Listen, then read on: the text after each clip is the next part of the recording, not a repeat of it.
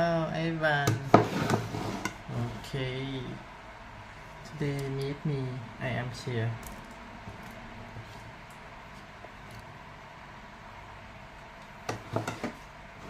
My food for the day.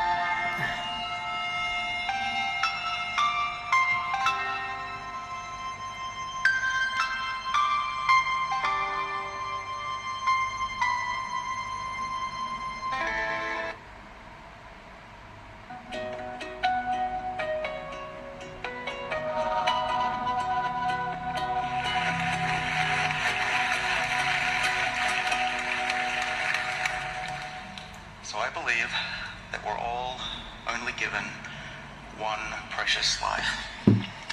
For those of us who are really lucky to be born, it's a life to be embraced, a life to be used for good, and a life that's worth prolonging in good health.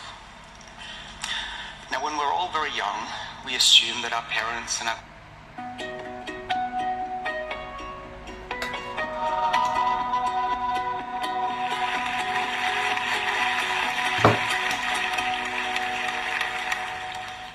So I believe that we're all only given one precious life. For those of us who are really lucky to be born, it's a life to be embraced, a life to be used for good, and a life that's worth prolonging in good health. Now, when we're all very young, we assume that our parents and our grandparents, all our loved ones, will be around forever. But then we learn that that's not true. I clearly remember my daughter Madeline, here she is. When she was 4 years old, I was putting her to bed, and she said, "Daddy, will you always be around to protect me?" Man, it even almost brings a tear to my eye right now. I think anyone who's been a parent knows how this feels. And I said to her, I had to be honest. I said, I'm sorry. One day, like everybody, I will grow old and I will die. And I watched her eyes well up, and she gave me a really big hug. But then I told her, I think what we all tell our children, which is just don't think about it. And so she did. But here's my big idea. I think we've all done this in our lives. We all try to forget about this truth. And ironically, I believe this is preventing us from realizing the lives we could actually live. So, my grandmother, Vera, she's an amazing lady. She saved lives in World War II. She escaped persecution from Hungary and fled to Australia. She had a wonderful sense of humor, a love of life, and she spent a lot of time raising me. And she never wanted me to call her grandma, only Vera, because she hated the idea of growing old. But since then, I've watched her grow old. She's watched herself grow old too, and she used to apologize to me for it. A few months ago, I heard that she fell over in her apartment and she broke the top off her femur. She went straight to hospital. They operated on her. Her heart stopped in the operation. I arrived in Sydney with my son, Ben, 5 years old, to say goodbye to her. She was there, just a shell of the woman she once was. She had a feeding tube coming out her nose. She barely knew who anybody was. And I thought, this thing we call aging, why aren't we up in arms about it? And this once vibrant woman reduced to this. It's incredible. And this is just my story, but this is being played out every day in everybody's family. It's certainly not an isolated case. In fact, I don't want to be a downer, but this or something like it is going to happen to all our loved ones, including all of us. And that's actually the best case scenario. So why aren't we doing more about it? Well, I think we all know that aging is important. For example, the World Health Organization recently put out a report, 32-page report, saying that aging is one of the biggest problems of our generation. Unless we do something to keep the elderly healthy and productive, the cost is going to crush national infrastructures, and our way of life, our economies, are going to fall. And this is what the governments are saying. But what you may not realize is a fraction of just 1% of medical research is devoted to understanding why we age. And even less is devoted to trying to do something about it. And this, to me, is a major puzzle. What I think is going on is that we just don't like to think about it. It's really quite weird. I noticed many of you chuckled when I was introduced. I think we're just ingrained to really not want to talk about it. We feel uncomfortable, embarrassed talking about extending lifespan and delaying aging. For many people, it's even sacrilegious. I once debated the bioethics advisor to President George W. Bush on national radio. His point to the audience and to me was, aging is natural. It's part of the way of life. In fact, it makes life worth living. What a load of bull. Alzheimer's, heart disease, cancer, these are natural, and we do everything we can to prevent and slow these diseases down. 99% of medical research is devoted to trying to slow down these diseases, which actually only a fraction of us actually get, whereas aging, if we're lucky, affects all of us. So you might ask, well, why don't we just continue what we're doing? Why don't we just study individual diseases? That's what we've always done. It seems pretty good. But what you may not know is that the rate of aging is actually decreasing. What I mean by that is that we've developed many medicines that actually can treat part of our body, say our hearts. We're very good at keeping our hearts healthy, but our brains still age. Okay? So what we've ended up with are, and just to use my grandmother as an example, a nation of elderly whose hearts are working well, for example, but their brains are no longer functioning. And this is a major problem for our healthcare system. It's extremely, extremely expensive. What we need are medicines that will keep all of our body's parts working at the same time. And if we just fix one part of our body, the problem is that some other part will break down. We're just switching out diseases. And I don't think this is the right way to go about it.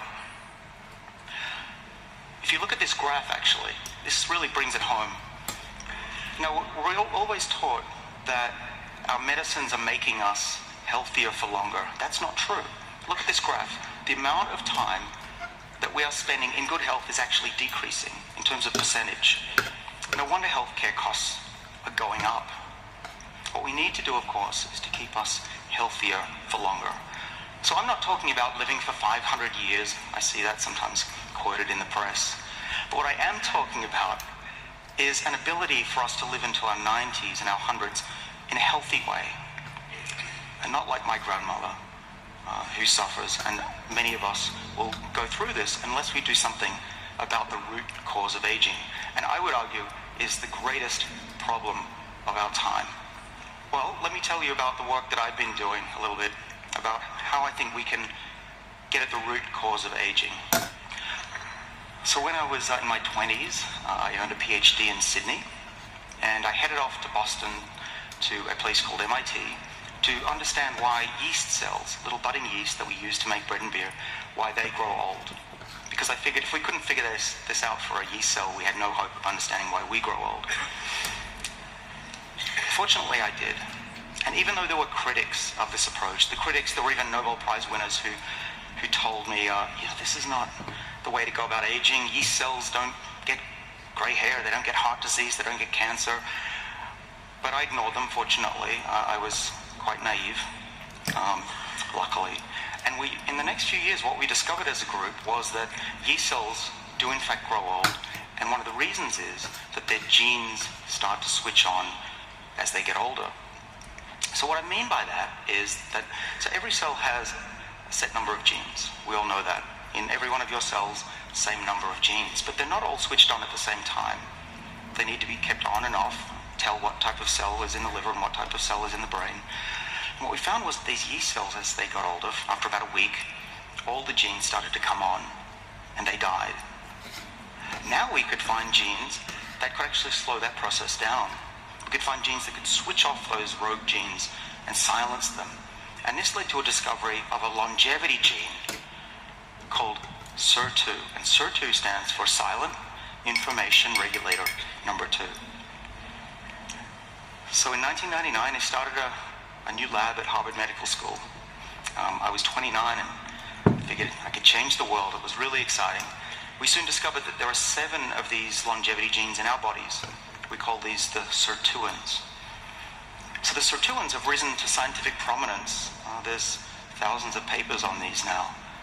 And what we've learned is that they seem to protect our body against diseases of aging. So for example, if you put extra copies of these genes into yeast and little nematode worms and flies and mice, they do a lot better. In fact, in most cases, they live longer in a healthy state. So what we need to do is to figure out ways to tweak these genes, to make them more active. And in that way, we might be able to delay all the diseases that we get as we get older, and possibly even reverse aging. So let me explain what the sirtuins do in our body. And I've been very fortunate that the TEDx people have helped me make some videos here. There's a new idea about aging, and that is that as we get older, genes are switched on and off in the wrong way. So when we're young, there's a beautiful symphony playing, but as we get older, the instruments, the orchestra starts to play willy-nilly and screw things up. So if we zoom into the cell, you'll see a chromosome, and if we stretch out the chromosome, that's the DNA, all twirled up there in gray. The pink blobs are proteins called histones that the DNA is packaged in. Red means the gene is off. The problem during aging is that chemicals come in and stick to the histones and turn the genes on. So that's what the green lights mean. This gene that should be off in the brain of my grandmother is now coming on, and that's a terrible thing. And if this gene happen to be a gene that told the liver to be a liver cell, and now it's on in the brain, you can imagine the problem. And that's what we think may be a large part of what happens during aging. This leads to a really important possibility. We used to think that mutations, these irreversible changes to our DNA, are what cause aging. But in fact, if it's this what we call an epigenetic change, that's reversible. So let me show you how we can reverse Nice it. to meet you, everyone. So these sirtuins Welcome to my have channel. I actually am make here. proteins that I'm going to show a cartoon of. It's going to look like a Pac-Man. And what the sirtuin proteins do in our body is that they clip off these chemical groups, see? And now the gene that was on in the old person, green, goes off again. And that's what the sirtuins are doing in our bodies right now. They're stimulated naturally when we don't eat and when we exercise. And if we eat a large hamburger, we shut them down again. This is not good. So what we wanted to do was to find a way to turn the system on, find a molecule that could be taken in a little pill and turn on these sirtuin enzymes. And thereby we could clip off these chemical groups and keep these diseases of aging at bay and keep our whole body healthy. And we might even one day, in theory, reverse aspects of aging. So as I said, I was in Boston and things were looking really interesting. I started a company that was based on the discovery that there were molecules that could activate these enzymes. The one 10 years ago that we found, which got a lot of media attention, was from red wine. It's called resveratrol. And don't ask me to say that again, that's a hard word, resveratrol. And so resveratrol, as you probably heard, is in red wine. Now the problem with that is that you'd need to drink about 100 glasses of red wine a day. No, I don't recommend that. Don't do that. But what we clearly needed was a drug that would do this, something that's more effective, more potent than resveratrol. And this company, they raised a lot of money, and they set to find molecules that were even better than resveratrol. They found ones that were 100 times more potent than the regular molecule. They put them into animals, and these animals, I'm talking about mice, they were much healthier. They didn't get heart disease. They were protected against Alzheimer's. They were protected against cancer. It was extremely exciting. They even started human trials, and the molecules appeared safe. And there were already hints, just little hints, that actually these molecules were working the same way as resveratrol was working to prevent these diseases of aging. So at that point, everything looked great. I thought the world is going to be different in my lifetime. We don't have to worry. This is going to all work out. And then the bottom fell out. What happened was, a few years ago, the world's largest pharmaceutical company put out a scientific paper that said that all of this science was wrong, dead wrong. That resveratrol did not work on these proteins. In fact, another group said that sirtuins had nothing to do with aging. It was a really depressing time of my life. I had emails from top scientists sending me condolences. The clinical trials were put on hold. I thought I'd let my lab down. I thought I'd let Australia down. I thought I'd let the whole world down. And there were days where I really just wanted to quit being a scientist. But the good news was, the silver lining was that it forced us in the lab to go back and really understand how did resveratrol and these other synthetic drugs actually work. So I pulled together a group of scientists, there were about 30 of us, and we set to work to understand Nice what to was meet you, true. everyone. And what we've discovered Nice to is meet that you. resveratrol really does Thank you for bind to that watching me. Pac-Man. Thank you It very sticks much. on the back of it and makes it jump faster. And that is how they all work. We were surprised. We didn't realize that resveratrol and these drugs would all work the same way, but they do. It was amazing. And so the clinical trials have started up again, and I'm hopeful that one day, hopefully not in the too distant future, there will be medicines that we can take. Say a little pill. I've got an example of what it might look like. We might take one of these with breakfast, and that could ward off the diseases of aging until much later and keep us healthier and functioning. So I really look forward to a day when this happens, and when it does, I believe that we're going to look back at today like we do people from 100 years ago, when people would die from an infected splinter, which in those days, as you might recall, was perfectly natural. And I not only believe that we have a right to use this new technology to help ourselves and our loved ones, I believe we have a duty, a financial and an ethical one. And if you don't believe me, just ask any 4-year-old. Thank you very much.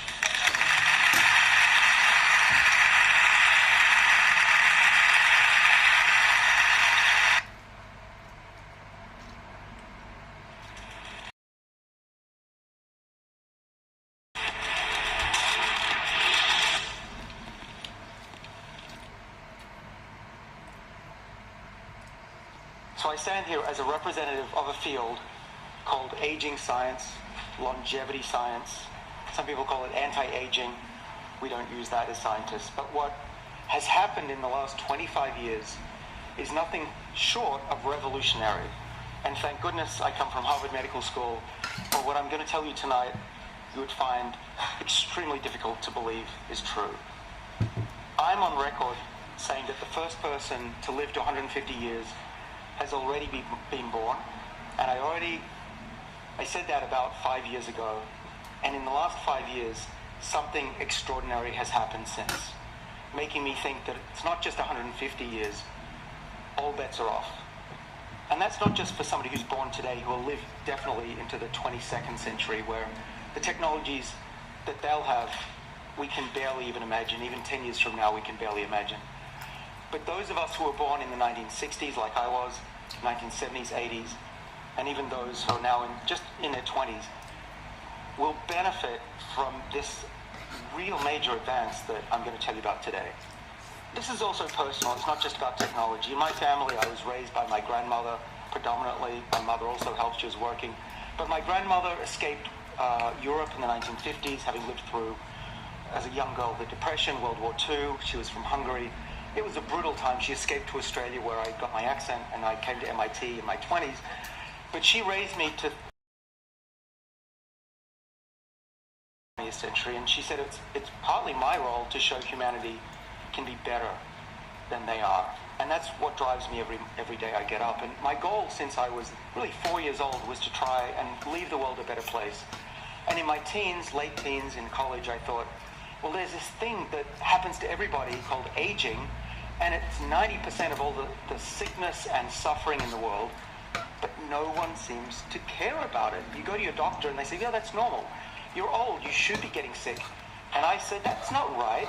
At any age, we should apply the same technology, the same effort to make people live as long as they possibly can. We fought against cancer, we fought against heart disease, we're fighting against Alzheimer's disease. What about aging? And I refuse to believe that just because this is natural and common, that we should regard it as something different from a disease. In my view, in my world, aging is a medical condition. So you see behind me an image of my father, who, of course, is the son of my grandmother who raised me. My grandmother lived a very different life than my father. My grandmother smoked, drank, did pretty much everything that was not going to slow down the aging process. She died, like a lot of people do, who lived through the 20th century, in a frail state, demented, in a slow decline. It was very painful for her and certainly painful for us as a family to watch. My father, on the other hand, has watched the science come out of this field and done the right things that we'll talk about later. So at 82, he started a new career. He's thriving. He's looking forward to the next 20 years of his life, if not longer. This is what I want for everybody. We can all do this if we just know the facts and don't pay attention to 99% of what's out there on the internet, because it's all wrong. Speaking of wrong, we have a new theory of aging. We used to think that antioxidants were the cure to aging. And if you go to the supermarket, you'll still get a lot of that bull. It's not true. Antioxidants have been really unsuccessful at lengthening the lifespan of anything, even a worm. It doesn't Hello work everyone. that well. Nice to meet you. There's much more going on I than am just the Sia. medical damage. What we need to do is to tap into Welcome to my channel. Nice to meet you everyone. We have three main sets of defenses. One's called mTOR, response to fasting. One called AMPK. My mission is to become immortal and slow down my aging, stop my aging, reverse my aging. I do everything: exercise, sleep, eat, diet, and I research everything scientific to prove how I can slow my aging. How can I live longer? Health span, lifespan. Okay, everyone. Nice to meet you. See you tomorrow. The main thing that I believe they're doing to make us live longer is controlling what we call the epigenome. If you haven't heard of the epigenome, think of it like